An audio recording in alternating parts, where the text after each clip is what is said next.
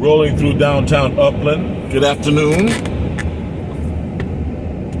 How's everybody doing? On the way to pick up Kai Kai. Trying to get this phone straight.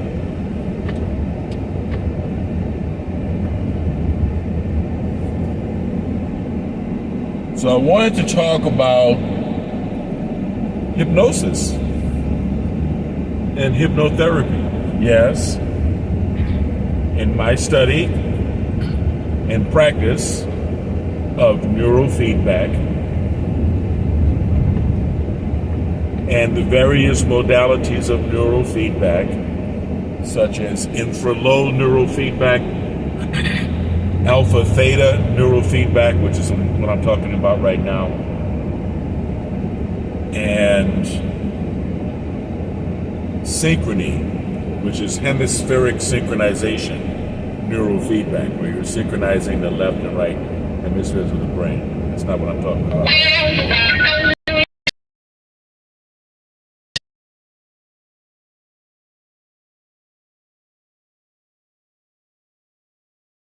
That's my son. So, as I was saying, and I hope I'm still recording because sometimes the phone takes away the audio.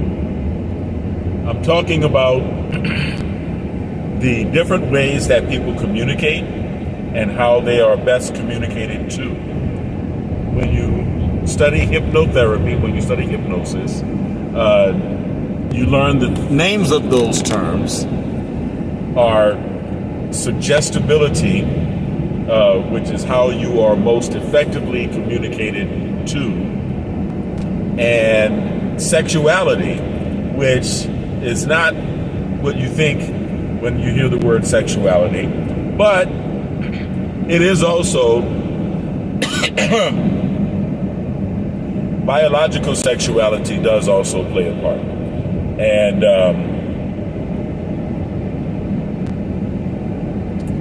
but in this sense, sexuality means how you communicate with the world, not how you are most effectively communicated to. In other words, it means your outward bound communication, right? Your outward projected communication. But let's talk about suggestibility for a minute. When you are studying hypnosis and you're studying how to understand people's suggestibility, you have to understand how. What is their suggestibility framework? How are they most effectively communicated to? What is it? What is the way to approach them? And everybody, and this is according to not Mesmer, but I think his name was Koss. Anyway, I'll get back to that. There are two, I guess you could say, dynamics. One is direct, and I'm kind of a direct person. And a direct person is a person who is pretty much self-explanatory. A direct person is a person who's communicated. Hey man, how you doing? What's up, Dad? Very well. How you doing? I'm doing great. You had a good day at school? Sure did. Yeah. Daddy had a great day at school too. I mean, a great day at work. Yep. A very productive business day today. Yep. I had a very good interview this morning.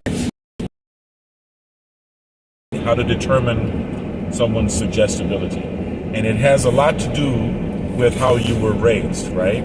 So the differences are direct and inferential.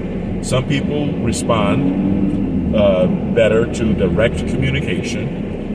Some people respond better to inferential suggestion. Inferential, meaning inferences, right? Like, it's hot in here. and then you go and turn on the air conditioner or open the window or whatever. You see, that's an inference, right? That's inferential. Whereas as opposed to saying open the window, you know what I mean? Which is direct, right? Say, hey, open the window. And it all depends on your parenting. It depends on what kind of parenting you had when you were a child. Your primary parent. In Kai's case, I guess I would be the primary parent. And if you had the kind of parent that would chastise you when it was necessary, and then afterward would come back and explain why they had to chastise you, not necessarily apologize, but just kind of mend the relationship and explain, like Daddy, right? Yeah. Then you turn out to be a direct person, right? And if you didn't, if you were left hanging and you didn't really get that reassurance of your parents' love, if you had a parent that was a refrigerator or emotionally absent, then you turn out to be an inferential person. And so communicating to that person through inference is going to be the most effective way to hypnotize them, or to communicate with them in the hypnotic state, or to suggest them into the hypnotic state, or into what we call the alpha theta state, where the theta, 7 hertz or so frequency of the brain is operating in touch or in communication with the alpha frontal lobe, around 10 hertz frequency of the brain. In theta consciousness lives your subconscious mind, and it lives your repressed memories and repressed emotions, or at least the triggers of such. And the alpha state, you're actually thinking. So when you get a person into hypnosis, then you have direct communication to the subconscious mind. And even if a person is inferential, once you have direct access to the subconscious mind, you can communicate then directly. Actually, directly is the most effective way to communicate with the subconscious mind. But then that makes you think about parenting, because the therapist's offices are filled with inferential people. And that's not mine. I'm not claiming that that's my quote. That's a quote from the instructor of my instructor. But,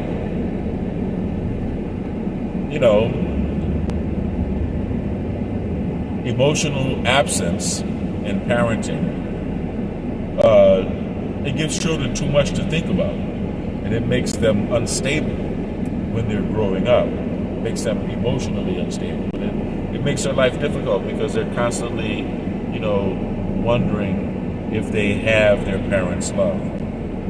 So I've always made it a point, right, to reassure you that I love you and that I'm very happy that you're here. Thank you, God. You're welcome, son. And all of my children, And, I think that's really important. And you want to also protect your child, if you can, from environments where they have to read between the lines all the time. That's kind of cruel, right? It's not a good way. Children should be able to relax and enjoy life. Yeah. They shouldn't have to, always be, wondering or thinking on a grown-up level. You know what I mean? Yeah. So life should be simple. And life is simple through being honest, through telling the truth. When you tell the truth, you don't have to remember anything. It's simple. You know what I mean? And it also makes you powerful, right? Because that's natural law. Right? To be honest is to be in adherence with objective reality. And to be, the more you have a grip on objective reality, the more powerful you are in the world. So, as we learn how to help people, and we study, hypnotherapy, what may seem like, just an interesting trick to help people with whatever, overcome issues or stop smoking or whatever it is they're trying to do. It makes you think more deeply about, what is the optimal and ideal way to raise a child, right? Or, to influence all of the children, because it does take a village, right? To influence all of the children that you come in contact with. And, it's not fair to burden children with secrets and lies and duplicitous meaning to things. It's really not, it takes energy away from creativity. And by the way, did you get caught up on that homework? Yeah, well, I was doing it in school, but now I got to do it at home too. Okay, today is Friday, and don't think just because it's Friday that you don't have to finish that homework. Well, I'm gonna do it at home. I know, my man, and that's what I'm saying. Children have to have their mental and emotional energy and time free so that they can focus on the things that they have to focus on, like getting caught up on the homework, Yeah. And which subjects you gotta get caught up in while we're on the subject. Well, I am doing consumer math too. Yes. Yeah. Yes. Look at that. Late curves. Late curves. That's pretty good. That's pretty good. Yep.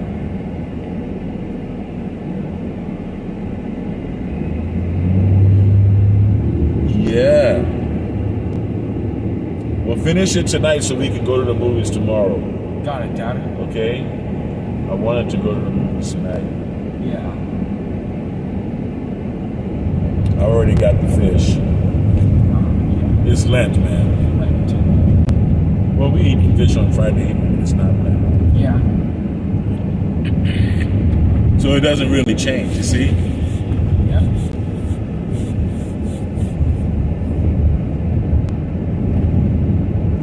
Cool. So yeah, I was just sharing a little information, little information about hypnosis, hypnotherapy, and how in the process of learning this, you kind of can, if you apply what you're learning, it can make you a better parent, I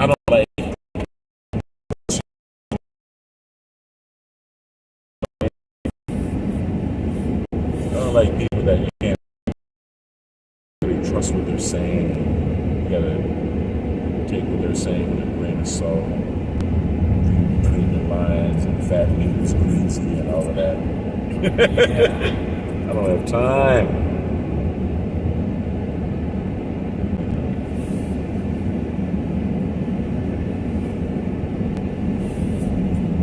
I think inferential people are probably the victim of narcissistic parenting. I think that's the word, right? That people don't want to tag to it, right? But they're the victims of narcissistic parenting. And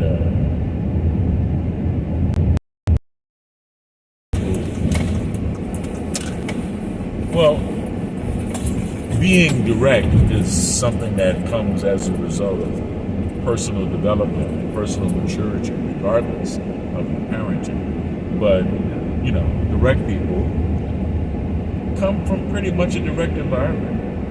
Where people say what they mean and mean what they say.